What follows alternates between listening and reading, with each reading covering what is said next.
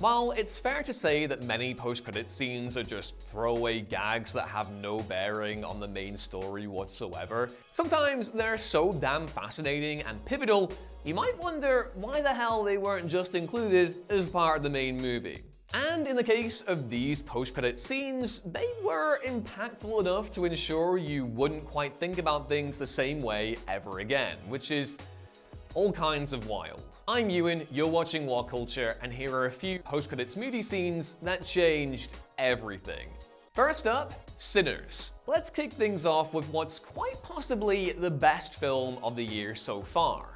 Ryan Coogler's amazing Sinners. The end of the film, with Smoke, Michael B. Jordan, slaughtering the KKK, going amazing, succumbing to his wounds, feels so complete that most likely didn't expect Coogler to include anything else.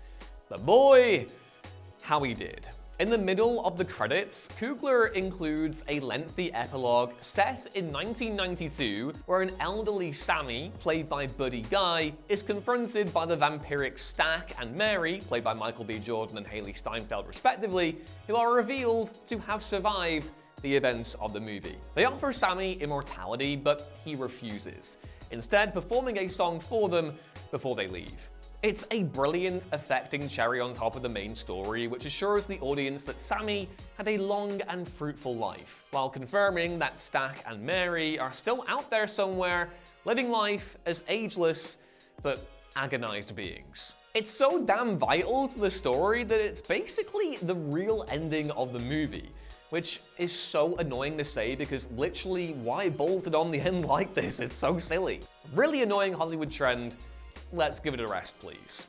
On the way, Dawn of the Dead 2004. Zack Snyder's surprisingly good 2004 remake of Dawn of the Dead ends on a semi-hopeful note as the 4 remaining survivors, along with Dog Chips, sail away on a yacht towards an island in Lake Michigan, which they believe will keep them safe from the zombie plague. But if you stick around for more than a few seconds after the end credits roll, you'll get to witness an extended grim epilogue. Footage the group recorded on a camcorder of their trip to the island. Though the footage doesn't show anyone dying, it does paint an incredibly dire picture of the survivors' prospects. A swarm of zombies attack the group literally as soon as they make landfall, and then the camcorder drops to the ground, and that's basically it. Legend dictates that this scene was hastily shot late in post-production after test audiences found the original ending unsatisfyingly ambiguous, but either way, it certainly transforms the finale from wildly optimistic to almost totally hopeless. Whoa, Next up, Don't Look Up. Love it or hate it, Adam McKay's Don't Look Up goes absolutely hog wild in its 2 credit scenes. The film seems to come to a hard stop when Earth is destroyed by a comet, apparently causing the extinction of the human race, save for those few elites who boarded a spaceship in search of a new home. In the middle of the credits though, we get a fun stinger set almost 23,000 years later, where said elites are woken from stasis on a gorgeous new planet. However, President Orlean, played by Meryl Streep, goes to approach one of the planet's alien creatures, only for it to savagely maul her to death. Tech CEO Isherwell, played by Mark Rylance, then suggests that the creature is a Brontorock, the very animal he previously predicted would kill her. And if that's not fun enough, we then see a whole pack of Brontorocks starting to flank the rest of the elites, implying their time on this planet is gonna be incredibly short-lived. After that, we get one more scene back on Earth, revealing that Orlean's son Jason, played by Jonah Hill, somehow survived the comet strike and may well be the last living person on the planet. As grim and final as the film's pre-credits ending actually is, these extra scenes do add some welcome karmic justice and comedic flavor to the proceedings.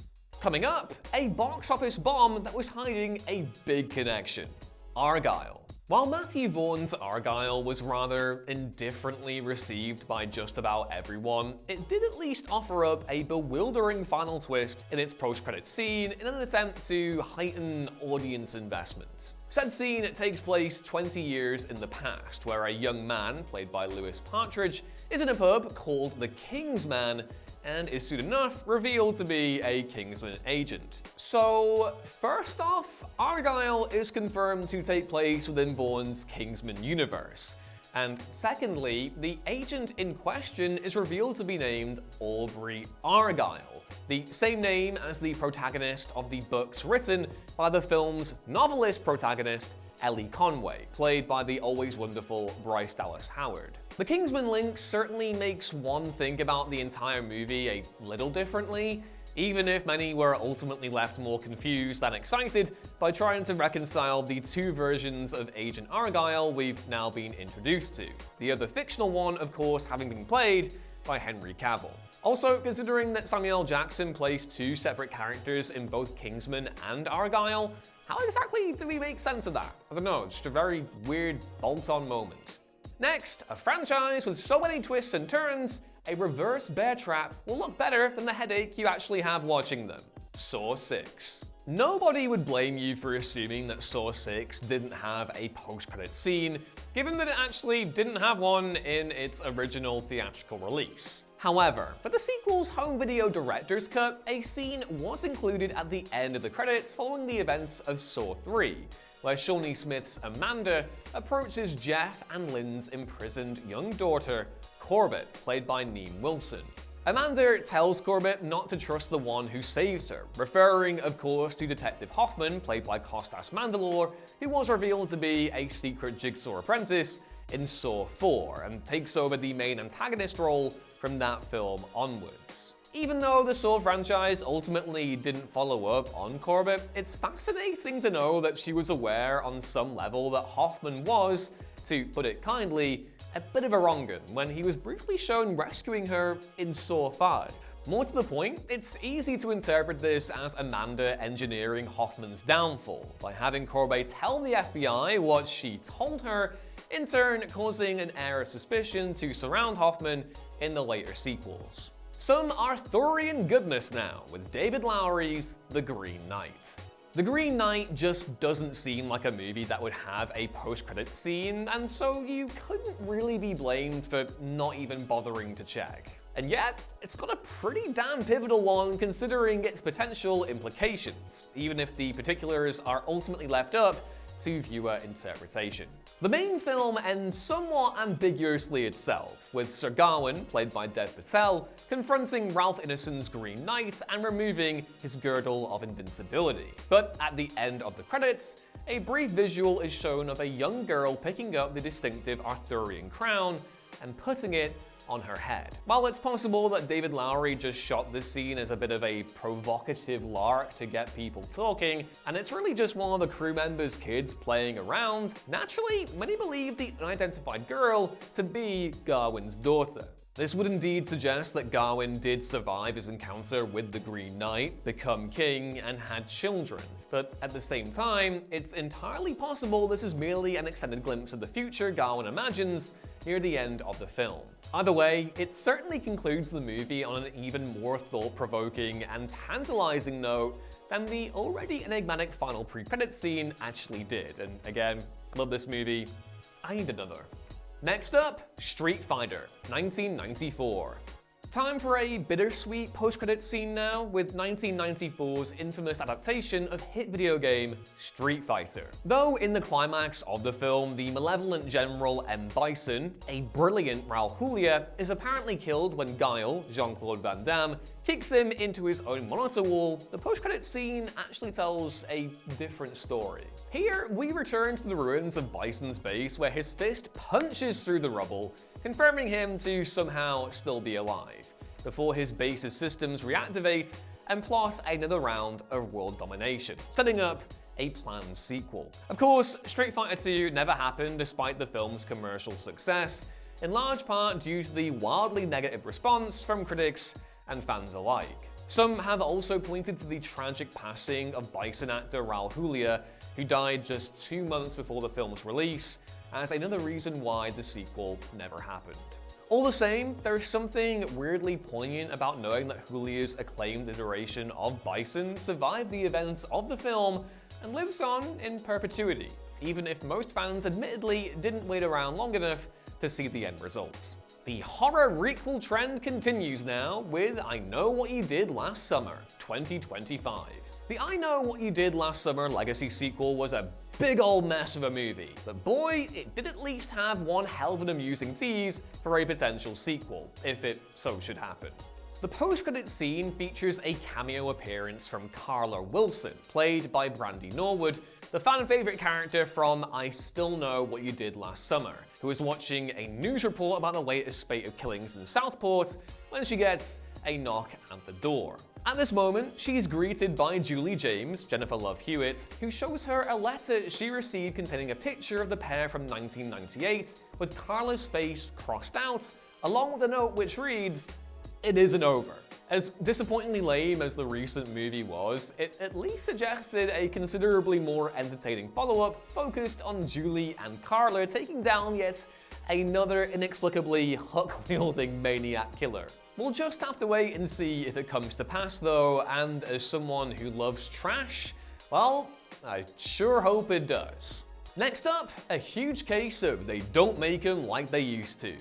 Wild Things. 1998's erotic thriller Wild Things has enjoyed something of a re-evaluation in recent years, many coming to appreciate that it's decidedly smarter than its trashy veneer might suggest. And this extends all the way past the film's main ending to its real epilogue. While the movie seems to end with Susie, Neve Campbell, poisoning Sam, played by Matt Dillon, knocking him overboard his boat and sailing off into the sunset, well, there's more to come throughout the credits. The credits effectively contain an assemblage of quote-unquote missing scenes from the main story, which basically reveal just how much of a Machiavellian schemer Susie actually was, having masterminded the entire plot to come out on top. We see Susie blackmailing Sam into helping her with photos of him having sex with student Kelly, played by Denise Richards, setting up the meeting between Sam and Kevin Bacon's Ray, staging her own murder, and finally meeting up with her only surviving co-conspirator, lawyer Kenneth Bowden, played by Bill Murray. Above all else, having all this extra knowledge sure makes rewatching Wild Things even more of a gonzo hoot than it already was. And last up, we have Dungeons & Dragons: Honor Among Thieves. Finally, we have a post-credit scene that's really just a silly gag, but it's also totally sad when you spend some time thinking about it. Halfway through the film, Chris Pine's Bard character and his fellow heroes go to a graveyard to grill a bunch of dead warriors on the whereabouts of the precious Helm of Disjunction. The heroes cast a spell which lets them resurrect the dead and ask 5 questions. And after much trial and error, they finally converse with an undead soldier who actually provides some actionable information. However, the heroes get all the information they need after just 4 questions and promptly flee the scene. And in the post-credits, we return to that poor corpse who is still waiting for a 5th question before he can, go back to sleep and get some kip. So despite, again, being a superficially throwaway joke, it's actually pretty horrifyingly existential. Like, being roused from the death to help someone and now having to wait around for however long to be set free again, it's kind of messed up. And that, dear viewer, was our list. But fret not if you're looking for more, we've got you covered. Why not check out our list on 10 movie cliffhangers nobody cared about? You might just be the exception to that rule. Either way, thanks for watching, I've been Ewan, and I'll catch you next time. Bye!